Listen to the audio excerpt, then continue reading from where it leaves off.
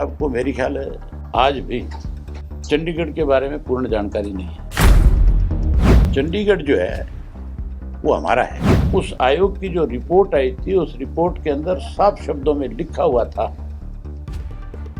कि चंडीगढ़ हरियाणा को दिया जाए और 107 गांव हिंदी भाषी क्षेत्र के जो थे या वो दिए जाए। पंजाब के एक मिनिस्टर का बयान आया कि हम 1 इंच जमीन नहीं देंगे। वो कहता है कि ये पंजाब के गांव के लोगों को उजाड़ करके बसाया गया चंडीगढ़ है। शायद उसको भी राजनीतिक ज्ञान नहीं है। या तो चंडीगढ़ पंजाब को अगर दिया जाएगा कल को, तो उसके एवज में 107 जो हिंदी भाषी गांव है,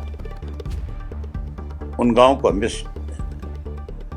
केंद्र की सरकार की तरफ से मिले। और अगर वो गांव नहीं दिए जाएंगे तो फिर हम अपना हक जो है वो किसी कीमत पे खत्म नहीं होने देंगे। इसके लिए चाहे कितना भी बड़ा लड़ाई लड़नी पड़े, कितना बड़ा संघर्ष करना पड़े, इसके लिए कोई कुर्बानी देनी पड़े, उससे भी पीछे नहीं हटेंगे। मुख्यमंत्री अगर ये कहे कि हम विधानसभा के लिए इसके एवज में जमीन दे देंगे, यहाँ जमीन ले लेंगे, हमें वो भी नाम मंजूर है। सर, इस पूरे मामले के ऊपर अब चंडीगढ़ प्रशासन की तरफ से अर्बन प्लानिंग डिपार्टमेंट द्वारा जो जमीन हरियाणा की तरफ से दी जा रही थी चंडीगढ़, ये केवल और केवल अखबार की आपकी न्यूज है, इससे आगे कुछ नहीं है। पिछले 2-3 दिन से लगातार एक चर्चा हो रही है चंडीगढ़ को लेकर के, हरियाणा की राजधानी, हरियाणा की विधानसभा बनाने को लेकर के। बड़ी हैरानी की बात है कि हरियाणा की जो मौजूदा सरकार है वो तो जमीन लेने के लिए उसके एवज में जमीन दे रही है। और हुड्डा की तरफ से एक बयान आया है कि हमारा जो है 40% हिस्सा है चंडीगढ़ के ऊपर। 10 साल मुख्यमंत्री रहा है हुड्डा साहब को, मेरी ख्याल है आज भी चंडीगढ़ के बारे में पूर्ण जानकारी नहीं है। चंडीगढ़ जो है वो हमारा है, हरियाणा का है। जो शाह आयोग बना था, उस आयोग की जो रिपोर्ट आई थी, उस रिपोर्ट के अंदर साफ शब्दों में लिखा हुआ था कि चंडीगढ़ हरियाणा को दिया जाए और 107 गांव हिंदी भाषी क्षेत्र के जो थे या वो दिए जाए। उसके बाद इंदिरा गांधी ने एक अवार्ड लागू करने का कोशिश करी थी, वो लागू नहीं कर पाई थी। इसको लेकर के फिर राजनीति हुई। फिर एक, आपको ध्यान होगा, राजीव लोंगोवाल समझौता हुआ था जिसका चौधरी देवीलाल ने विरोध किया था। और उस राजीव लोंगोवाल समझौते के अंदर भी ये साफ लिखा हुआ था कि अगर चंडीगढ़ पंजाब को दिया जाएगा तो 107 गांव हिंदी भाषी क्षेत्र के हरियाणा को दिए जाएंगे। और उस पर रायशुमारी भी हुई थी उस वक्त। उसके इलावा पंजाब के एक मिनिस्टर का बयान आया कि हम 1 इंच जमीन नहीं देंगे। वो कहता है कि ये पंजाब के गांव के लोगों को उजाड़ करके बसाया गया चंडीगढ़ है। शायद उसको भी राजनीतिक ज्ञान नहीं है। ये जो खड़ का इलाका था, खड़ जो तहसील थी, ये अम्बाड़ा का पार्ट था। और अकेला खड़ नहीं, आपका जो रोपड़ तक का एरिया है वो भी अम्बाड़ा जिले का हिस्सा था। ये तो बंटवारे के वक्त के अंदर केवल राजनीतिक रोटियां सेकने के लिए कांग्रेस पार्टी ने पंजाब और हरियाणा के लोगों का विभाजन करना चाहा। उसके लिए हरियाणा को बचाने के लिए अगर किसी ने सबसे बड़ा संघर्ष किया, सबसे बड़ी लड़ाई लड़ी, चौधरी देवीलाल ने लड़ी। उनकी वजह से अलग हरियाणा प्रदेश बना। उन्हीं के संघर्ष की वजह से शाह आयोग की रिपोर्ट जो है, जिसको लागू होना चाहिए था, इंदिरा गांधी ने अवार्ड सुना करके कहीं चंडीगढ़ भी पंजाब को देने की प्रयास किया। उस वक्त चौधरी देवीलाल ने विरोध किया। उसके बाद राजीव लोंगोवाल समझौता जो हुआ, उसमें फिर चंडीगढ़ देने की बात आई थी। उसका विरोध अगर किसी ने किया तो चौधरी देवीलाल ने किया, चौधरी ओम प्रकाश चौटाला ने किया। उसके अगेंस्ट ट्रैक्टर यात्रा निकाली, नारनौल से लेकर के चंडीगढ़ तक। लोगों में जागृति पैदा करी कि हम किसी कीमत पर जाने नहीं देंगे।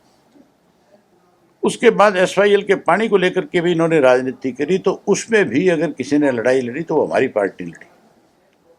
आज भी मैं खुल करके आपके माध्यम से कहना चाहूँगा कि पहले भी चंडीगढ़ के ऊपर हमारा अधिकार था, आज भी है हम किसी भी कीमत पे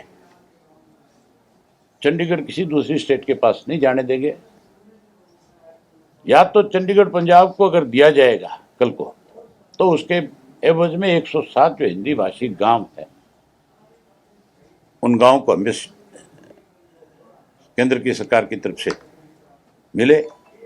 और अगर वो गांव नहीं दिए जाएंगे तो फिर हम अपना हक जो है वो किसी कीमत पे ख़त्म नहीं होने देंगे। इसके लिए चाहे हमें कितना भी बड़ा लड़ाई लड़नी पड़े, कितना बड़ा संघर्ष करना पड़े, इसके लिए कोई कुर्बानी देनी पड़े, उससे भी पीछे नहीं हटेंगे।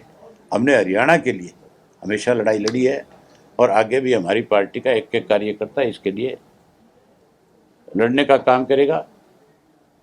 मुख्यमंत्री अगर ये कहे कि हम विधानसभा के लिए इसके एवज में ज़मीन दे देंगे, यहाँ ज़मीन ले लेंगे, हमें वो भी नाम मंजूर है। उस बात को भी हम कतई बर्दाश्त नहीं करेंगे। हम अपनी तरफ से इस बात का कड़ा विरोध करेंगे। हम अपना हक जो है वो किस तरह से छोड़ देंगे। जहाँ ये सारी चीज़ें होंगी वहीं हम नए सिरे से, जैसे किसान फुर्सत में आएगा, लोगों के बीच में जाएंगे और फिर से अपने संगठन को मजबूत करने का काम करेंगे।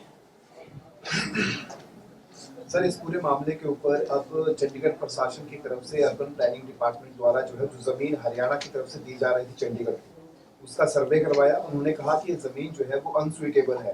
अरे बाप, मुझे एक चीज बताओ, कौन होता है चंडीगढ़ प्रशासन जो जाकर के पंचकुला की जमीन का सर्वे करे? ऑफर किया ना हरियाणा। अरे क्यों की ऑफर है? ये हरियाणा की गवर्नमेंट की कमजोरी है, ये सरकार की कमजोरी है कि वो उसको इस जमीन के एवज में जमीन दे रही है। कभी आज तक किसी स्टेट की जमीन इस तरह से ट्रांसफर हुई है? किसी स्टेट ने अपनी 1 इंच जमीन छोड़ी है?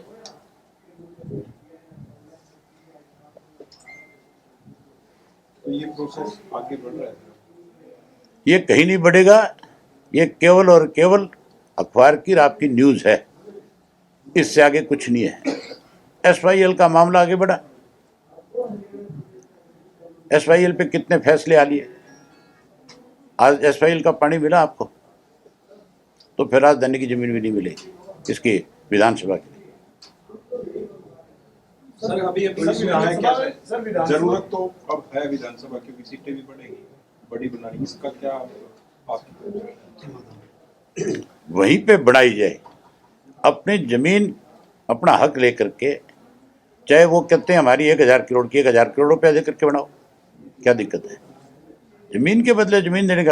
हमसे जुड़े रहने के लिए हमारे YouTube चैनल को सब्सक्राइब करें और नई वीडियो की नोटिफिकेशन के लिए बेल आइकॉन को दबाएं। अगर आप ये वीडियो Facebook पर देख रहे हैं तो लाइक जरूर करें और ज्यादा से ज्यादा शेयर करें। धन्यवाद।